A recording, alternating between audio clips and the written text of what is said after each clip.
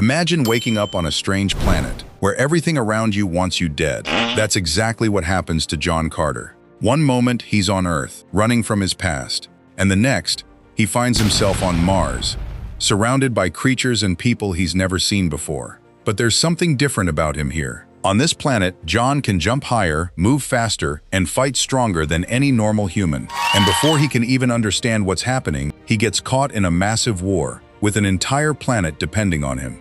But John soon realizes getting back home might be the hardest fight of his life. And that's what we're going to talk about today. So grab your popcorn, sit back, and let's get into it. John Carter is a man who can't seem to stop fighting, even when he doesn't want to. Worn, stubborn, and haunted by the Civil War, he survives as a prospector in the Arizona Badlands, doing what he can to secure a future for his young niece. He's not looking for adventure, really, just a little peace and a bag of gold so the girl can have a life. But fate, or bad timing, has other plans. One night he chases a masked figure into a hidden cavern, and instead of finding treasure, he finds himself ripped from Earth and dropped onto a strange red world where the rules of gravity have gone on vacation. Welcome to Barsoom, folks. Better pack an extra pair of lungs. On Barsoom, John quickly learns something he didn't expect. Lower gravity equals ridiculous strength. Simple feats like pulling a man through the air or covering impossible distances become his new normal. That physical edge makes him an instant curiosity and a walking weapon.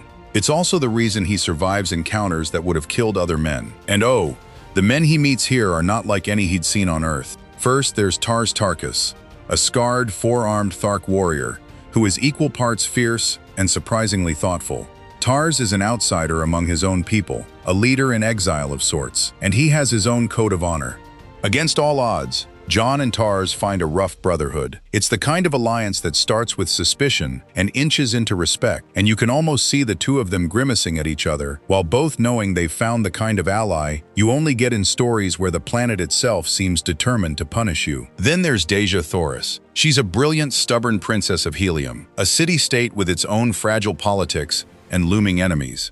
Dejah is everything you'd want in a sci-fi heroine, dignified, tough as nails, and far more than a mere political prize. She's driven by a desire to save her people and to expose a conspiracy that nobody else believes exists. She's captured early on, both by her enemies and by circumstance, and John, in that fumbling, heroic way he has, ends up in the middle of the rescue. It starts as instinct, then turns into something deeper. He begins to care, not because of destiny, and not because of some dramatic prophecy, but because he sees in her the same stubborn refusal to be beaten that he recognizes in himself. That connection makes all the battles matter. The political landscape on Barsoom is messy and grim. Helium is under constant threat from Zodanga, a rival city-state that wants to dominate the region. The ruler of Zodanga, a schemer with more ambition than scruples, keeps a fragile peace punctuated by raids and posturing. Helium's royal family, led by a proud but beleaguered leadership, is smart enough to know that brute force won't win this war forever. They need allies, and that's where our human hero's unexpected strength becomes interesting to factions who have never seen anything like him. But the real dark twist on Barsoom is the reveal of a manipulatively sinister organization that hides in plain sight, the Therns. They present themselves as despots of faith and hidden gods, aloof and powerful, moving pieces on a chessboard from behind a veil of religion and myth. They are involved in a centuries-long secret that uses Barsoom's people for their own comforts. I won't bog you down in every political maneuver, but the short version is this. Holy-sounding ideology masks a ruthless hunger for control. And when the Therns step forward, you realize Barsoom's enemies aren't just neighboring city-states. They're masked frauds who profit from the planet's suffering. Dejah has reasons to face them head-on, and John, being either very stubborn or very naive depending on how you look at it, is unwilling to let her fight alone. Along the way, we get some lovely displays of world building. The Tharks, with their green skin and many-limbed bodies, are at once terrifying and oddly sympathetic, especially when the story leans into Tars Tarkas' quiet leadership. You see how culture shapes cruelty and compassion, how warriors born into endless warfare can still learn to love and protect. Then there are the airships, Barsoomian technology that looks like a cross between Victorian blimps and mad scientist contraptions, and the vast red deserts that are beautiful and deadly in equal measure. The film has a knack for making the alien feel tactile. You can almost taste the dust, smell the ozone from an airship engine, and feel how exhausting it must be to live in a place where war is structural. There are big set pieces that make sense for a story of this scale. First, John's struggle to integrate. He's seen as both a weapon and a freak. He saves a few lives almost by accident, earns a bit of hero worship, and then earns some enemies. That escalation leads to a daring escape and a dramatic rescue of Deja from a ritualistic prison designed to scare and control the populace. The rescue shows John's moral center. He doesn't do it for fame. He does it because he thinks it's the right thing. Plus, he's never been good at sitting on the sidelines. He's also stubbornly practical, so when it's clear helium needs a tactical edge, they'll embrace whoever can give it to them. That's how he goes from accidental barbarian to a central figure in helium's defense. The human cost of these conflicts is not ignored. You feel the loss of friends, the cruelty of war, and the political compromises that make things worse rather than better. There's a key confrontation where John and the Tharks must work with helium's forces to repel a massive attack. It's loud, chaotic, and occasionally emotional, and it's where the relationships in the movie get tested. Alliances are made and sacrificed, and characters are forced to choose between personal loyalty and the survival of their people. It's classic epic material.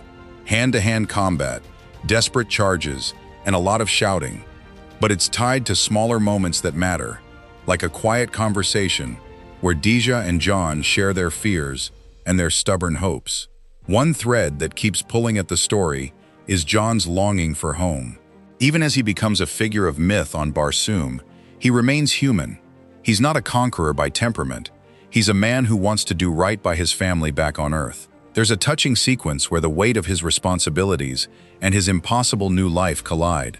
He faces the choice every protagonist in a romance-tinged epic faces: stay and become someone else's legend, or leave and remain a simple man who loved and lost. The film handles that tension by grounding it in small things: memories of his niece's laugh, the feel of an old photograph, the ache of being too far from anything that once felt like home. We also get revelations about what the Therns are up to. Their manipulation of religion and history has been a major conspiracy, and when their true motives are revealed, it gives the conflict higher stakes. They're not just trying to dominate territory, they're trying to rewrite what people worship and why. That raises moral questions about power, about who should be trusted to tell history's stories. It's a slightly ambitious thread for a popcorn film, but it adds texture. This is not just a man against monster tale.